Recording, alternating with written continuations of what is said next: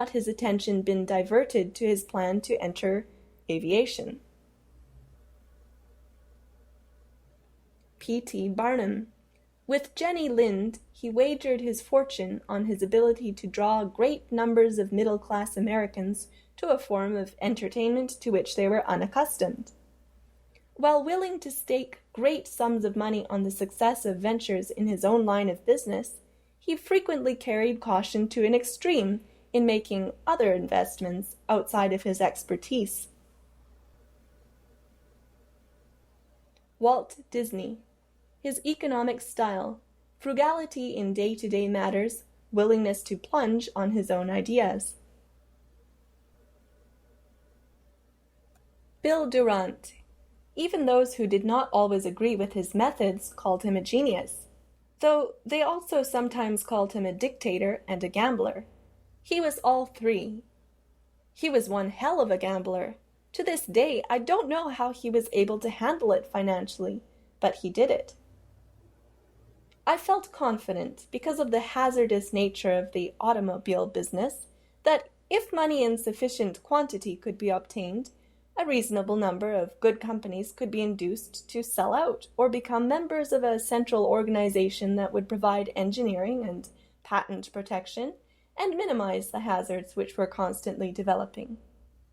He operated on a personal basis. He believed more in his own hunches than in the considered opinions of a staff of experts. I was constantly amazed by his daring ways of making a decision. Mr. Durant would proceed on a course of action guided solely, as far as I could tell, by some intuitive flash of brilliance.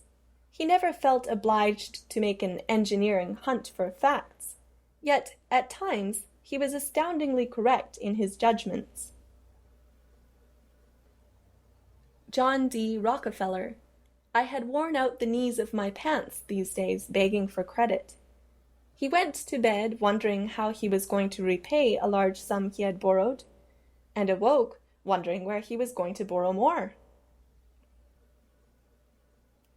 Bobby Fischer. One master said that he seemed to lack a sense of danger in chess. Pierre Elliott Trudeau. His greatest achievement, beyond a doubt, is to have inspired Canadians to reach beyond ourselves toward excellence. In a nation of life insurers, he is a risk-taker. Let's step aside for a moment. If probabilities are not calculated within an operative Dasein if-then logic of market exchange and contingency planning, then where are they computed? We will discover later, when we examine the philosophy of Hume, that they are calculated within the approval loop, which is generated as reason restricts itself to the right hemisphere. What is the sort of thing that is computed in approval? It is a projection based upon repeatability. If the sun has always risen in previous mornings, then this circuit suggests that it will rise again tomorrow morning. It is not certain, but it sure is probable. The prediction can help intuition in its guess as to the identity of some object within CR. That's also an aspect of probability. The contributor without experience may rush in where angels fear to tread and suffer accordingly. Bill Durant.